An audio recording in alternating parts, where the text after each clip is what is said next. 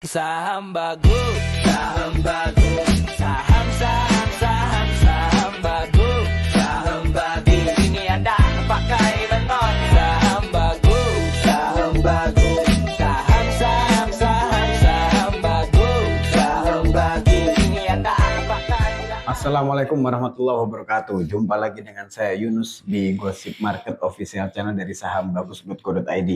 Nah, kali ini kita akan membahas tentang emiten-emiten gas. Jadi gas, harga gas dunia ini juga cukup naik yang signifikan karena salah satunya adalah musim dingin. Nah, tapi selain itu ada juga faktor-faktor lain seperti geopolitik yang menyebabkan harga gas itu tinggi, khususnya terkait dengan pasokan gas dari dari Rusia dan juga dari negara-negara yang sedang panas, sedang konflik ini Pak ya.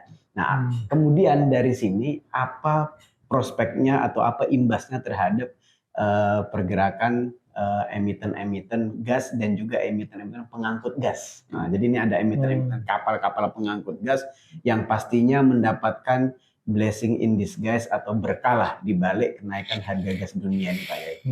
Nah, seperti apa pergerakannya dan emiten-emiten apa saja yang perlu dicermati pergerakannya sehingga ini jadi semacam ini jadi informasi tambahan lah untuk para trader yang akan trading di besok Senin sampai Jumat itu Pak Yai. Silakan.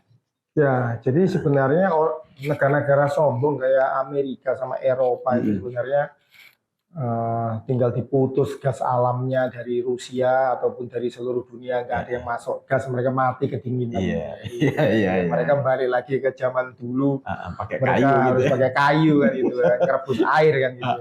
Jadi Eropa itu sangat tergantung pada suplai gas dari Rusia. Rusia, betul. Makanya dengan konflik Ukraina itu ya mereka menderita sendiri ya. Itu juga dengan Amerika yang sekarang di mana-mana suhunya di bawah 1 derajat ya gitu ya. Jadi itu menyebabkan ya kebutuhan akan gas itu kemudian meningkat ya. Nah, itu yang menyebabkan dalam 1 minggu ini Pak, itu harga gas dunia Anda lihat di sini ya, naik dari 3.000 ke 5.300 per MMU gitu ya. Nah, itu menandakan bahwa ya luar biasa dan ini di luar dugaan kita bahwa dalam jangka waktu singkat bisa naik sekencang ini sekencang dan sesignifikan ini Pak ya. Jadi tentunya juga akan berpengaruh di emiten-emiten yang terkait dengan gas alam ya. Gas alam. Oke, kita lihat ya Pak ya. Iya, pergerakan emiten-emitennya kayak apa? Oke, tentunya emiten gas alam yang nomor 1 itu adalah tentunya Pertamina Gas atau perusahaan negara gas, Pegas. Ya, di sini Anda bisa lihat bahwa dia sudah continuing naik itu adalah sejak 28 November sebenarnya, tapi sangat gradual ya, pelan-pelan dia tuh, pelan-pelan sekali naiknya ya teman-teman ya, naik ini segala macam. Jadi dia melakukan silent accumulation ya, pelan-pelan ya, sampai kemudian kemarin kemudian dia dengan volume yang cukup besar ya, di sini di tanggal 24 Januari dia langsung 21 Januari langsung break. Kemudian hari berikutnya naik lagi volumenya, juga harganya naik tinggi sampai menyentuh 2.295 teman-teman. Nah, dia itu biasanya tidak bisa melalui resistennya dia di 1.800 ini teman-teman ya. Nah, di 1.800 ya di sini ya. Nah, ini biasanya adalah titik supportnya dia yang selalu saya hafalin ya. Nah, titik resistennya Pegasnya ya, itu yang selalu saya hafalin.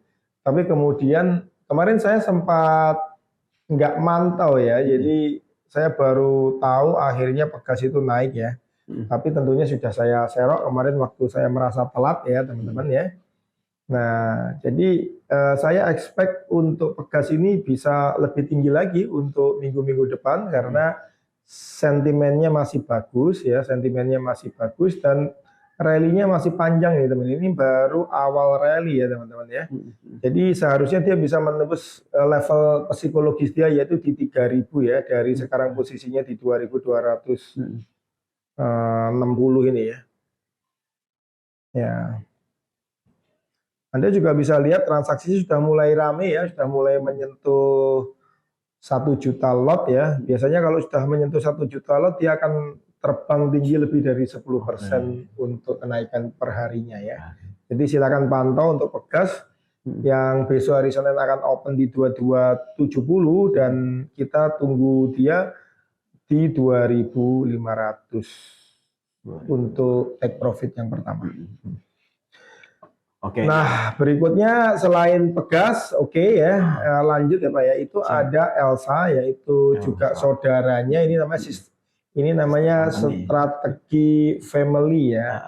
Jadi yang Pegas naik, adiknya harus naik dong, namanya Elsa atau Elnusa, anak perusahaannya Pertamina juga, dia di konstruksi gas dan minyak bumi, kita lihat volumenya juga udah lumayan gede, bangkit dari tidur. Biasanya dia tidak bangkit, kenapa dia bisa bangkit dari tidur ya? Ya, bisa kita lihat di sini secara teknikalnya juga ya. Dan juga saya juga mau cek ya akumulasi asingnya bagaimana. Bisa Anda cek tadi emiten Pegas ya, terus akumulasi ini teman-teman kemarin hanya keluar sedikit, jadi dipastikan asing masih punya barang banyak di Pegas ini.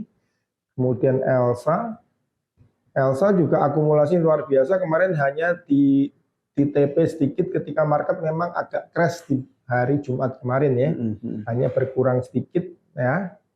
Nah ini menandakan bahwa asing cukup confident untuk melakukan akumulasi dari emiten Elsa dan Pegas ini, dan biasanya mereka punya target profit lebih dari 10% teman-teman ya. Jadi kita tunggu ketika Elsa ini misalkan bisa naik lagi ya teman-teman.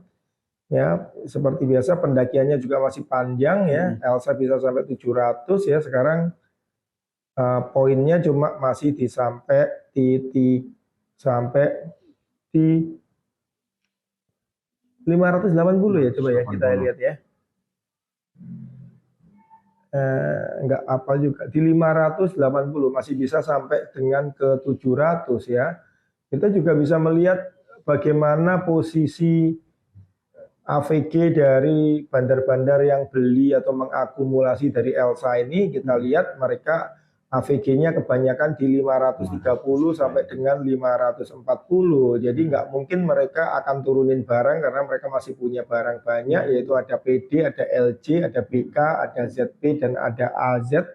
Ini BK, ZP ini adalah asing, PD, LG, AZ, dan YB ini adalah investor retail, TP dan AK juga investor asing, jadi kombinasi yang bagus antara retail yang juga mengakumulasi dan juga asing yang juga mengakumulasi ya. Tadi Pegas juga ya, Pegas Anda lihat yang mengakumulasi bahkan investor asing 4 besarnya AK, YU, BK, RX, dan ada investor retailnya MG, DX, BB ini yang juga memanfaatkan momentum ini untuk serok waktu harganya kemarin melakukan lompat kodok ya dari 1.800 dengan posisi mereka rata-rata di 2018 sampai 2057, artinya target yang saya sampaikan tadi bahwa Pegas itu sampai di 2.500 itu masih cukup masuk akal, meskipun mungkin di tengah perjalanan perlu Anda evaluasi kalau misalkan dia melakukan koreksi di rentang psikologis di harga 2.200. Thank you. Nah, emiten-emiten lain Pak ya, kayak misalnya kayak Raja gitu kan. Oh iya, Raja mau dilihat juga boleh ya. Raja boleh, sama Medco lah, ini kan lagi naik-naik juga nih. Ya, Raja ini sebenarnya yang lebih ke gas itu Raja ya, tapi Raja sama Ratu ini kelihatannya mereka lagi lemes ya. Atau mereka lagi diet ya. Jadi di tengah kenaikan di tengah kenaikan emiten gas malah mereka koreksi gitu. Jadi naik cuma sedikit, koreksi 2 hari gitu ya.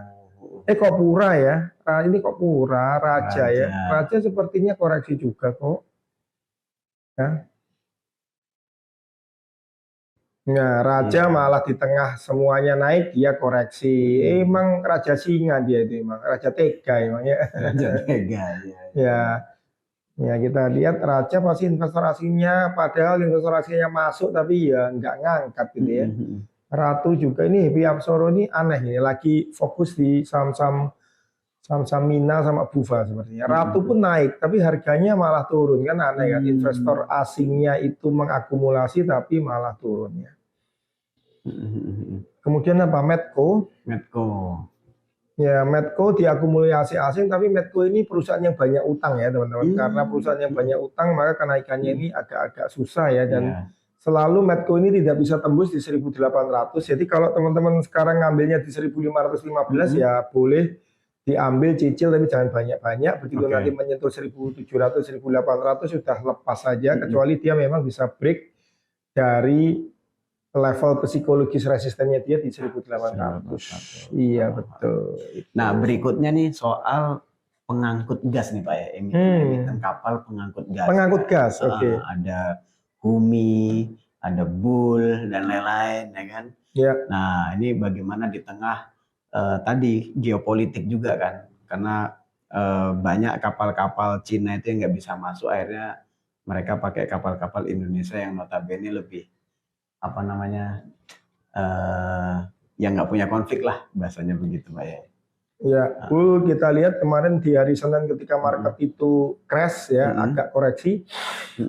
Bull malah justru diakumulasi asing dengan 35 miliar ya. Ini menandakan satu konsistensi dari emiten asing bahwa mereka sejak bulan Desember ya seperti ini melakukan akumulasi, kemudian akumulasi distribusi ya. In out, takutnya nanti di hari Senin mereka out lagi ya. Jadi Bull ini ditradingkan ya, naik turun ya.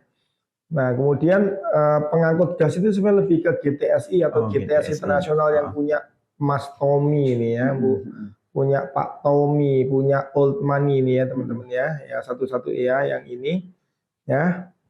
Ya kemarin sempat turun di 370, semoga dia bisa besok itu mengalami kenaikan di 380 ya.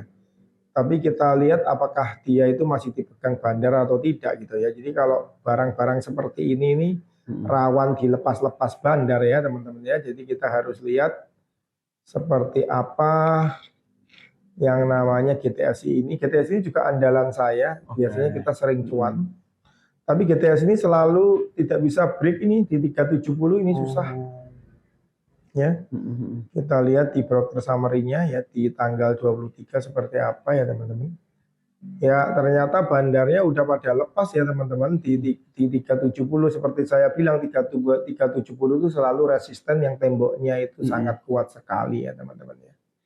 Kemudian kita lihat Humi ini saya punya banyak karena kemarin saya pikir setelah dia itu FCA, keluar dari FCA, dia itu bakal ngegas, ternyata malah koreksi ya teman-teman ya. Ternyata malah koreksi, sempat udah cuan kemudian turun lagi.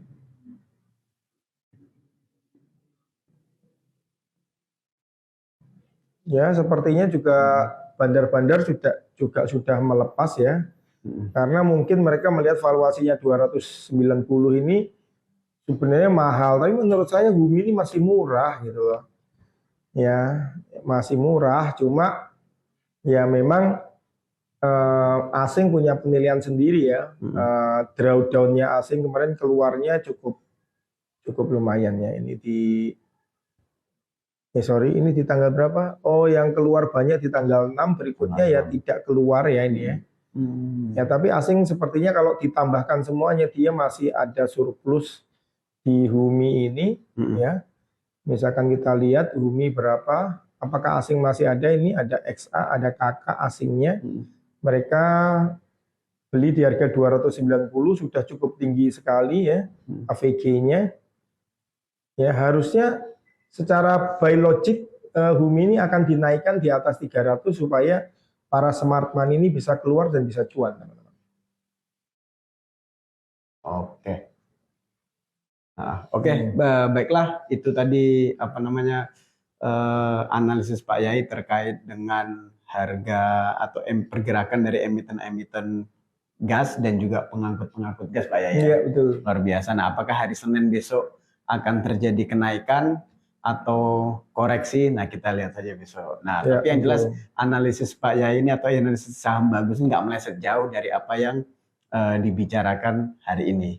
Tapi semua itu kembali lagi, ini disclaimer on, sekali lagi kembali lagi ke teman-teman trader untuk melakukan riset sendiri sehingga bisa punya keputusan yang memang diputuskan dari riset sendiri. Oke, baiklah. Kita pantau terus di sahambagus.co.id dan juga di Gosip Market. Salam cuan Investor Retail Indonesia. Saham bagus, saham bagus, saham saham saham saham bagus, saham bagus. Di sini ada pakai menon. Saham bagus, saham bagus, saham saham saham saham bagus, saham bagus. Di sini ada pakai saham bagus. Di sini ada Pak Angki sebagai mentor, seringnya ngomongnya bokor.